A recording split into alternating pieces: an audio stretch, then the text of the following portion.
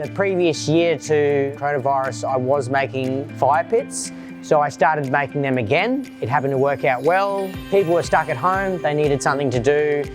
We went back to the caveman age, started having fire, whether it was for cooking or sitting around and enjoying. So we started doing that. It got really popular. So I drew up an Anzac brazier, lest we forget. So for every brazier that we sell, we're actually donating $20 to Trek for Health. So Trek for Health isn't just for servicemen and women, it's actually for the emergency services such as police, fire, ambulance. Those guys deal with a lot of stuff every day. By doing that, we've actually raised, I think it's $1,000 at the moment. So, and we've only just started. I started this business about 15, 16 years ago. Started in a very small shed, so when it rained, we used to have to cover up the laptop with a tarp because, yeah, we just didn't have walls. Had to build a door and just built up from there until I outgrew it. And then I've moved into a larger shed, which is this one here. And then I grew from there, and now we've grown to next door. So when I first started, it was just me.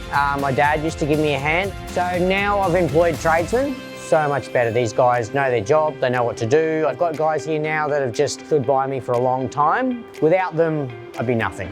So here at Metallon, we make all sorts of things. So we do a lot of hospitality, for example, restaurant fit outs. We also do a lot of gym equipment, like pull-up bars, rigs. People like to lift heavy things. Steel's heavy. It's a really good thing to lift. We also do a lot of commercial work, so do a lot of domestic work as well. So that can include like house stumps, stair stringers, whatever the customer can dream of. Actually, one of my customers said, I had a dream about this last night, I want you to make it. We made it happen, it worked. It's important for me manufacturing in Australia. I've seen it all go offshore. If something happens, goes wrong, I joked about with friends a little while ago, if there was a war, what are we going to do with manufacturing? How are we going to get parts and that? Which we didn't have a war, but we probably had the closest thing to it with coronavirus. And I think that's brought to attention for a lot of people in Australia that we actually need to do something about manufacturing here in Australia.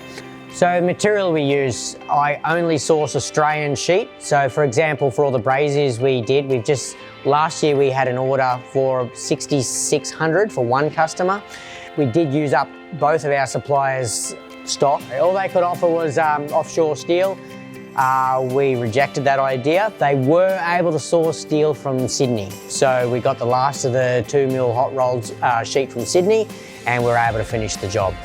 Even all our RHS or square, tube or pipe, everything, we still just roll with the Australian steel. It welds better, we can just work with it a whole lot better. It's better for the company to use, it's better for Australia as well.